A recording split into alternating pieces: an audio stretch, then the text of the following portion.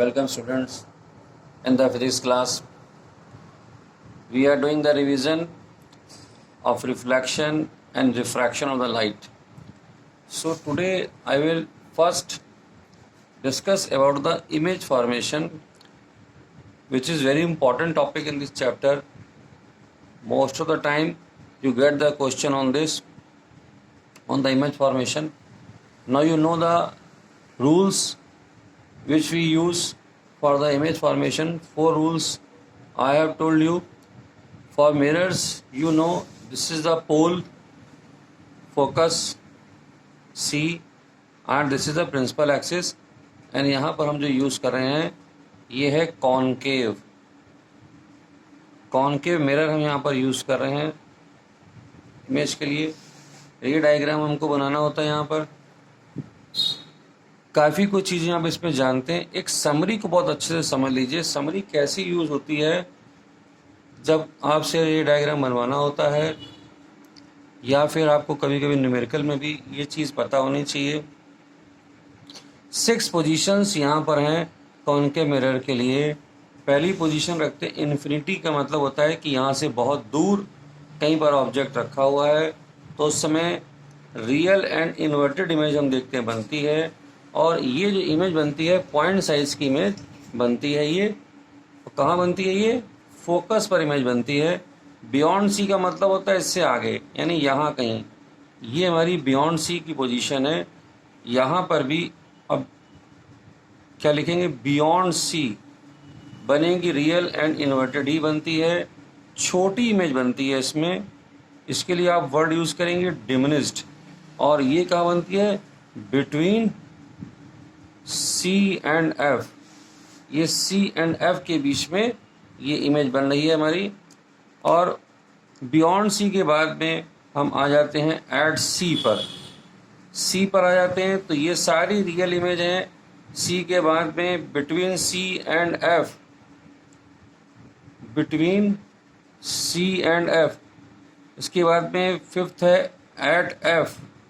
और लास्ट हम कहते हैं between F and P, between F and P. ये सब रियल और इन्वर्टेड इमेज बन रही है. लास्ट में जाकर यहाँ पर हमको एक वर्चुअल इमेज मिलती है. ये लास्ट में वर्चुअल मिलेगी और इरेक्ट मिलेगी. इरेक्ट का मतलब होता है सीधी. तो ये 6 केस हमारा इसी से रिलेटेड है. यहाँ पर एट सी रहती है तो सेम साइज रहता है ऑब्जेक्ट जैसा साइज यहाँ पे रहेगा. सी एंड एफ जैसे जैसे देखिए ये ऑब्जेक्ट आगे बढ़ता है, मैंने आपको पहले ही बताया है, इमेज का साइज हमारा इंक्रीज होने लगता है, मैग्नीफाइड हो जाएगा. ये मैग्नीफाइड हो जाएगा. और फोकस पे जाने के बाद में ये हाईली मैग्नीफाइड हो जाएगा. हाईली मैग्नीफाइड हो जाएगा यहाँ जाने के बाद में.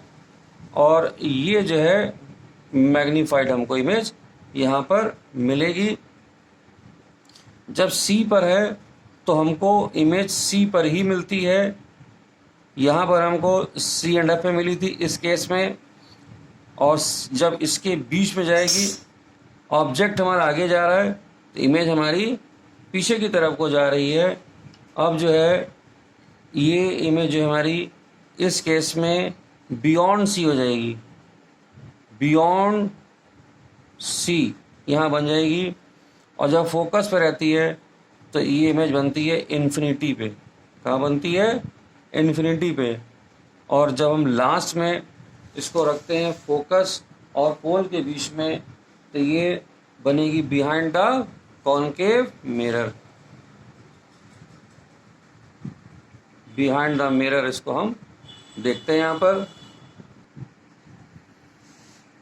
अब हम जो बात करेंगे यहाँ पर कॉन्वेक्स मिरर के लिए, तो ऑब्जेक्ट हमारा इन्फिनिटी मतलब काफ़ी दूर इसको रखा गया है यहाँ पर. तो ये हमको जो है वर्चुअल और इरेक्ट इमेज देगा. यहाँ पर हाईली डिमिनिश्ड इमेज बनती है ये. और ये इमेज हमको मिलती है फोकस पर. ये फोकस पर मिलती है.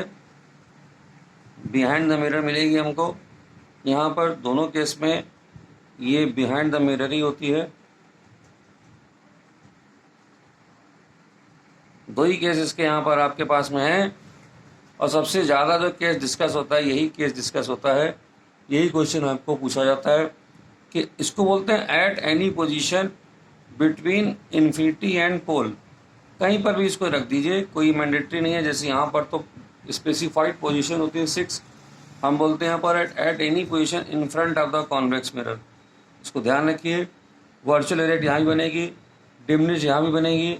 ये जो इमेज बनेगी हमारी यहाँ पर बिटवीन पोल एंड फोकस, ये खास बात है। यहाँ पर between P and F image बनती है यहाँ पर। ये देखिए मैंने बनाई image. Okay student, sign convention एक ऐसा टॉपिक है जिसको कई बार बताने के बावजूद भी जब आप न्यूमेरिकल्स में आपको करते हुए देखता हूँ तो वहाँ पर एप्लीकेशन मुझे प्रॉपर नहीं दिखाई देता है, गड़बड़ दिखाई देता है। फिर से एक बार आपको बता दूँ, साइन कन्वेंशन के लिए कार्टेशियन साइन कन्वेंशन इसको बोलते हैं। कार्टेशियन जैसे आप कोऑर्डिनेट ज्योमेट्री में पढ़ते हो, इधर हमारे पास में एक्स एक्सिस होती है, ये एक्स डैश है, यहाँ पर वाई और ये वाई डैश है। तो हम फिर से आपको बता रहे हैं साइन कन्वेंशन के बारे में। यही सबसे इम्पॉर्टेंट टॉपिक है जब आप न्यूमेरिकल्स लगाते हो। अगर इसमें कुछ भी दिक्कत है, पूरा न्यूमेरिकल आपका एक गलत साइन कन्वेंशन से गलत हो जाएगा। You will get the nil marks. हम यहाँ पर अगर मिरर की बात करें, जब मिरर यहाँ पर हम रख रहे हैं, साइन कन्वेंशन देखिए मिरर के और लेंस के बहुत ज़्यादा फर्क नहीं है। वहाँ पर ऑब्जेक्ट हमारा यहाँ रखा जाता है, रे ऑफ लाइट हमारी लेफ्ट साइड से आती है। सबसे पहली चीज़ याद रखिए, जो चाहे मिरर हो या लेंस, ऑब्जेक्ट डिस्टेंस में बहुत बार बता चुका हूँ, अब आप समझ चुके होंगे। Object distance u is always, ये नेगेटिव लिया जाएगा। यानी आप जब भी u लिखते हैं जैसे, तो यहाँ लिखे u equal to minus suppose 30 centimetre, ये आपको इस तरह से लिख देना है। ऑब्जेक्ट डिस्टेंस के बाद में दूसरा आपको देखना होता है, v आपको पूछ रहा होता है या निकाल, अगर पूछ रहा हो, अगर आपको यहाँ दिया हुआ है v आपको, तो जो रियल इमेजेस हैं हमारी, यहाँ बात करेंगे फॉर रियल इमेजेस जो है वो डिस्टेंस हम जो देखते हैं। अब यहाँ पर मेरे सामने जो रियल इमेज है वो कहाँ बनेगी, मिरर के सामने बनेगी। रियल इमेज डिस्टेंस फॉर, यहाँ पर मैं आपको दिखा रहा हूँ कि जो कॉनकेव मिरर है, इसके जो 5 केसेस मैंने डिस्कस किए हैं शुरुआत के, एक्सेप्ट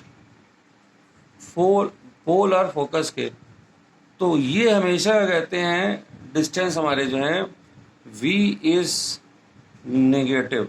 v को नेगेटिव लेंगे। जो 5 हमारे केसेस हैं, इमेज अगर यहाँ पर इसमें हम जो ऑब्जेक्ट, मेरा मतलब जो है शुरुआत के जो 5 केसेस मैंने आपसे डिस्कस किए थे, ये वाले, इन 5 केस में जो इमेज हमारी है बनेगी इसके सामने ही, तो v भी हमारा नेगेटिव हो जाता है। अब उसके बारे में बात करें हम लोग वर्चुअल इमेज की।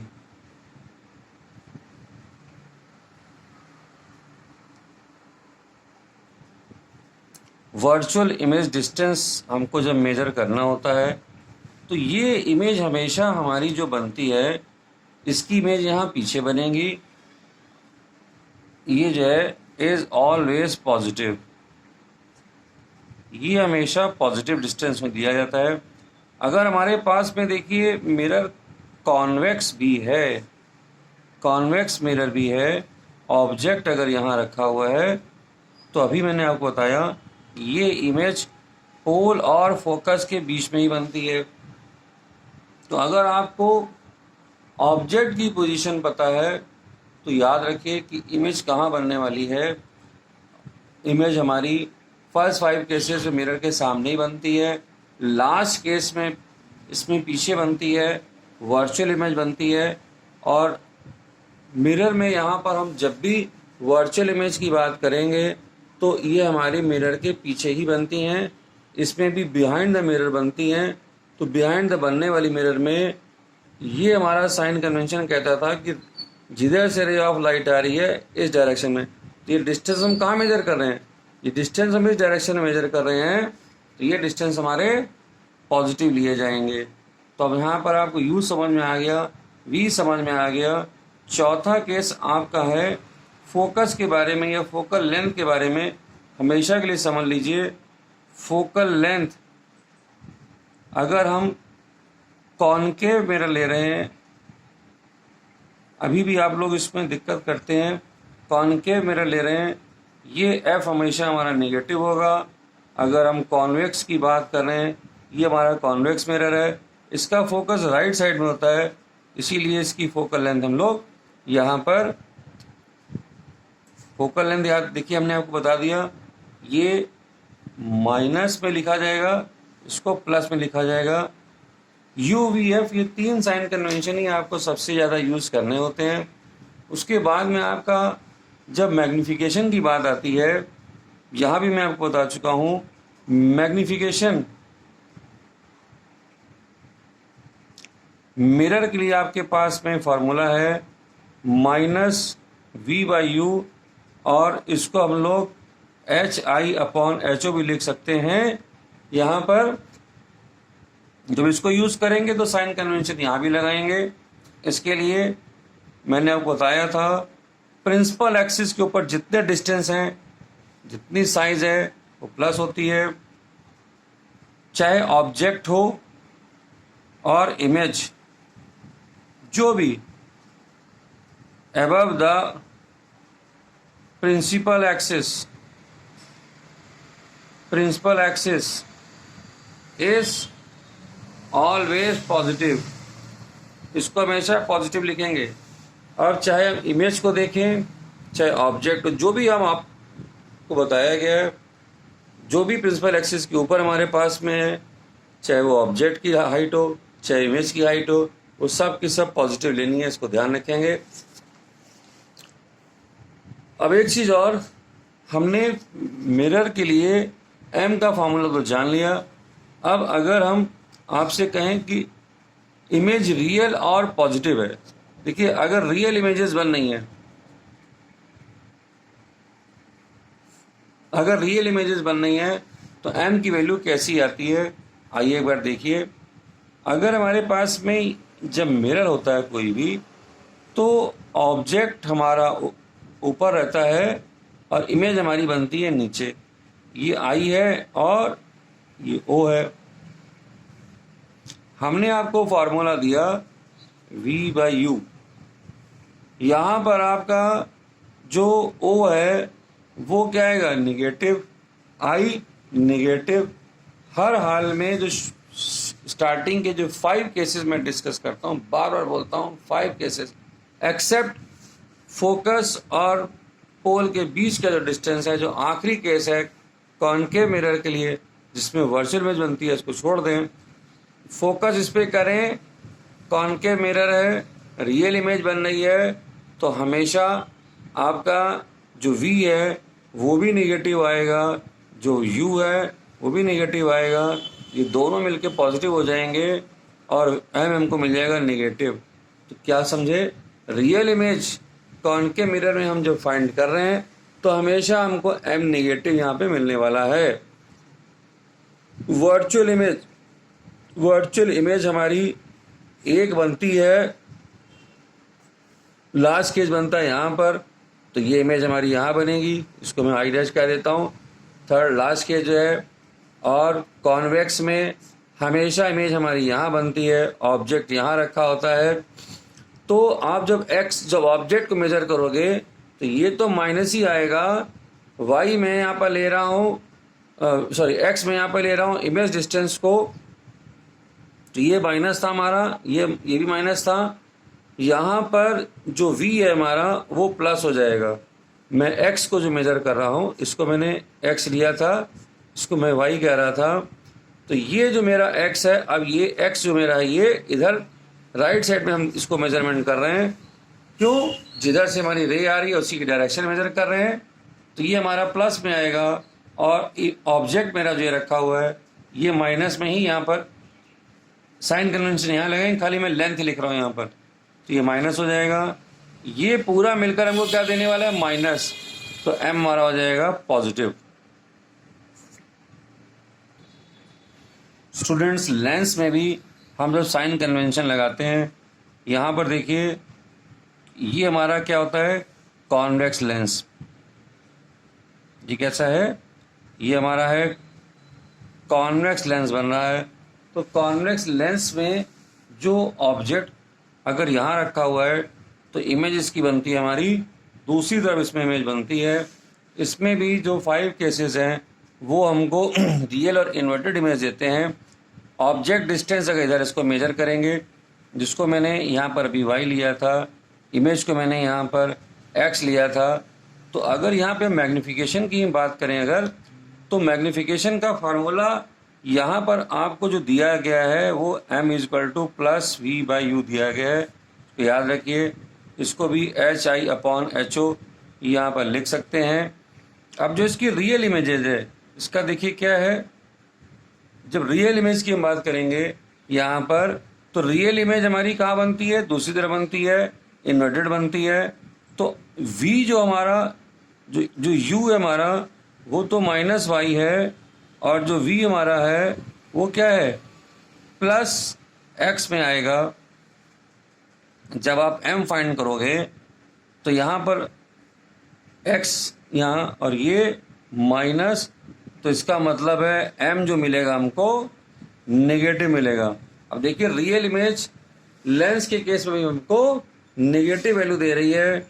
जब हम वर्चुअल की बात करते हैं इमेजेस की, तो वर्चुअल इमेजेस हमारी यहाँ पर जो होंगी वो इसी साइड में लेंस के सामने ही इमेज इसमें बन जाती है। तो वहाँ पे हम जब m फाइंड करते हैं तो x हमारा प्लस रहता है, ये भी दोनों प्लस हो जाते हैं, और इन रिजल्टेंट ये पॉजिटिव हो जाती है। तो इस पेज पे आपको सीखने को ये मिला कि रियल इमेज हमारी जो है उसका मैग्नीफिकेशन हमेशा हमको नेगेटिव मिलेगा। ये ध्यान से देख लीजिए इस चीज़ को कि जो रियल इमेज है वो हमको यहाँ पर ये नेगेटिव दिखा रही है, और जो वर्चुअल इमेज की हम बात करेंगे तो वर्चुअल इमेज हमको यहाँ पे पॉजिटिव दिखा रही है, और यहाँ भी वर्चुअल इमेज हमको पॉजिटिव दिखा रही है। ओके, तो मैग्नीफिकेशन को बहुत अच्छे से समझ लीजिए। डायरेक्ट क्वेश्चन आपको मैग्नीफिकेशन का अगर आता है, कहता है कि इन दोनों में कुछ भी बोलता है। सपोज करिए कहता है कि कॉन्वेक्स मिरर है and it is making real image and it's magnification is 3। अब उसने आपको जब 3 बोलेगा तो माइनस प्लस नहीं बोलेगा, आपको यहाँ पर मैग्नीफिकेशन लगाना पड़ेगा।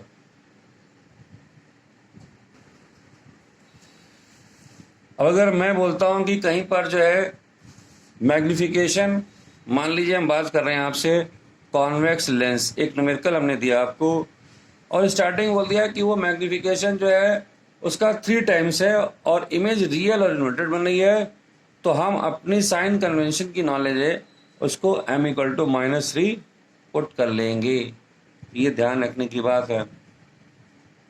अगर उसने रियल बोल दिया तो रियल इमेज के लिए हमको m को -3 रखना ही रखना है, फिर चाहे वो लेंस हो या मिरर हो। इसको बहुत अच्छे से समझ लीजिए।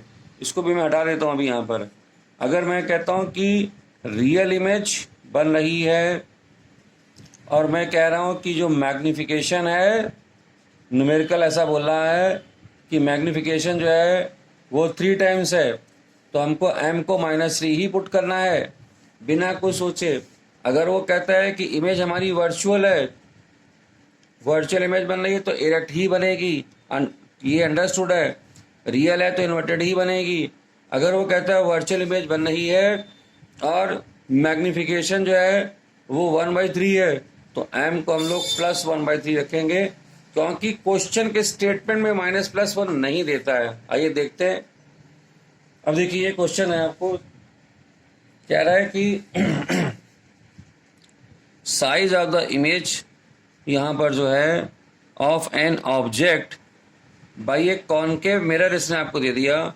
फोकल लेंथ कह रहा है कि इसकी जो है फोकल लेंथ इसकी जो है वो 20 सेंटीमीटर गिवन है, is reduce to 1/3 of the size of the object, find the object distance and the nature.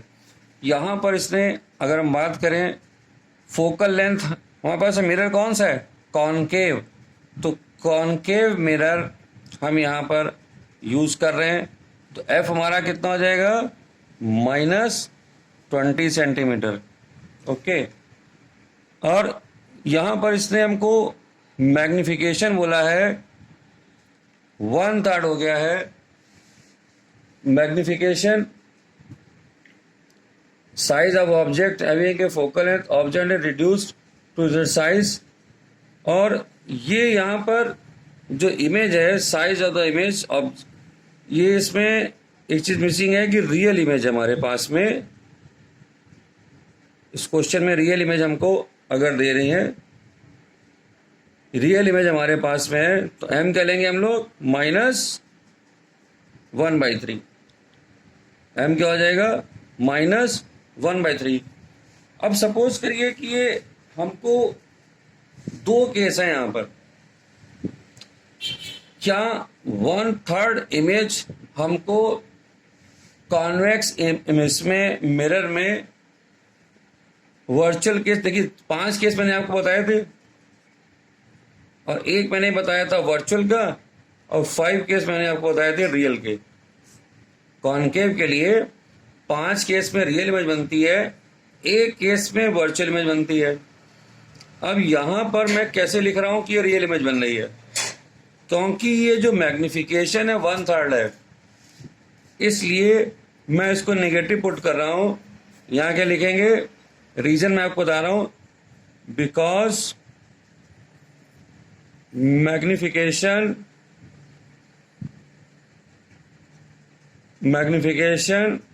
By concave mirror in case of virtual image is always m is greater than। ये पहचान है यहाँ पे, ये real image मैंने आपको अपनी तरफ से बता दिया था, इसको हटा देते हैं। अब आप समझ गए कि ये माइनस साइन, यही सबसे क्रिटिकल पॉइंट था यहाँ पे जो मैंने माइनस पुट किया है, बिकॉज फिर मैं बता रहा हूं आपको, हमको जो 1/3 इमेज सॉरी कॉनकेव के लिए जो 1/3 इमेज की बात करी गई थी, इसलिए यहां पर हमने m को माइनस साइन पुटअप किया है। सबसे क्रिटिकल पॉइंट यही है, इसकी माइनस हमने क्यों रख दिया, क्योंकि रियल के लिए अभी मैंने आपको सिखाया रियल के लिए माइनस होता है, इसलिए यहां पर इसको -1/3 कर दिया गया, ये रियल इमेज ही बनेगी।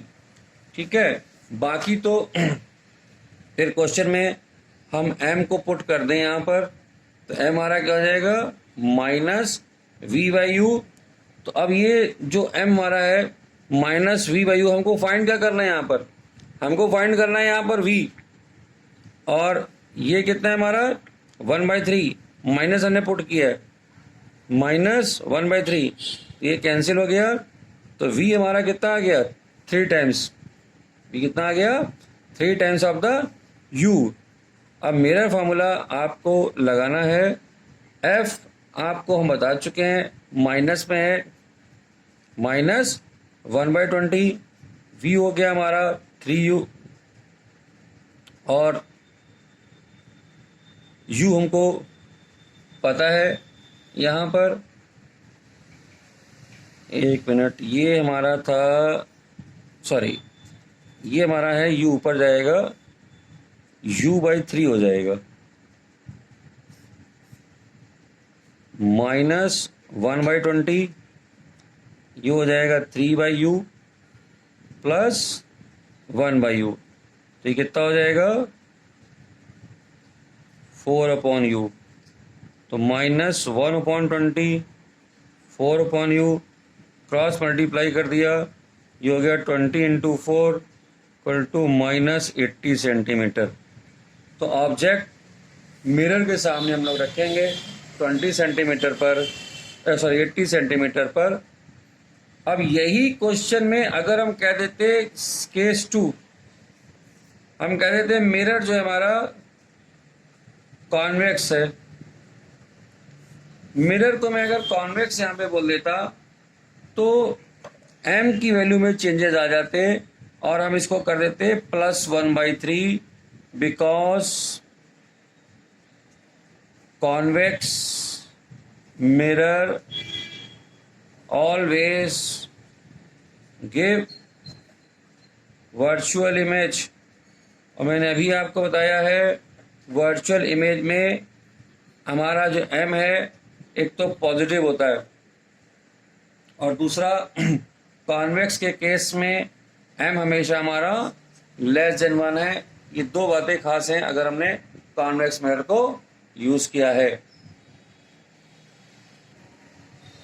तो देखिए आज मैंने साइन कन्वेंशन, मैग्निफिकेशन और उसको यूज कैसे करते हैं। देखिए ये जो यूज मैंने आपको बताया है मिरर केस में, ऐसे ही प्रिकॉशन हम लोग लेंस के केस में भी लेंगे। आइए थोड़ी सी बात करते हैं रिफ्रैक्शन के बारे में।